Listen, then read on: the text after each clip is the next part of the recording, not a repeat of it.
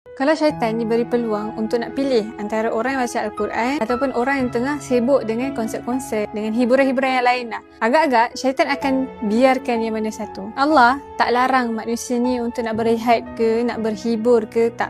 Tapi Islam mengajar kita supaya hiburan ni menjadi wasilah ataupun jalan, sarana yang mendekatkan diri kita dengan Allah SWT, bukan jauhkan diri kita dengan Allah. Kalau hari ni kita tengok budaya hedonism ni dah makin normal dah pun. Konsert kat sana, konsert sini, game yang berjam-jam, scroll tak berhenti. Sampai kan masa kita untuk Al-Quran pun, masa kita dengan majlis ilmu pun, kita terasa sempit. Kita rasa tak cukup masa. Allah ada mention kat dalam surah Al-Anfal ayat 36 yang mana orang-orang kafir membelanjakan harta mereka untuk halang manusia daripada jalan Allah. Dan ada juga ayat dalam surah 41 Fusilat ayat 26, mereka berkata, jangan dengar ayat Al-Quran ni dan buatlah hingar-bingar ketika ia dibacakan agar kamu dapat kalahkannya. Hari ni kita tengok kan, hingar-bingar yang dimaksudkan dekat sini, jeritan-jeritan mungkin melalui hiburan-hiburan. Hidup kita ni dipenuhi dengan hiburan yang sampaikan hati kita ni dah tak nak dah dengar ayat Quran.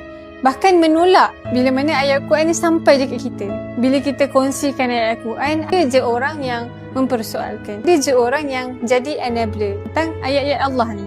Sedangkan ayat-ayat Allah tu dah diturunkan lama sekian dulu. Jadi hari ni, sebelum kita memilih satu hiburan tu, tanya dekat diri kita, adakah hiburan ni sebenarnya mendekatkan diri kita dengan Allah ataupun menjauhkan diri kita dengan Allah? The best hiburan adalah bukan hiburan yang terpaling meriah ke, terpaling mahal ke kita bayar, tidak. Tapi hiburan yang mana mendekatkan kita, menghidupkan, buat hati kita ni hidup bila bersama dengan Allah.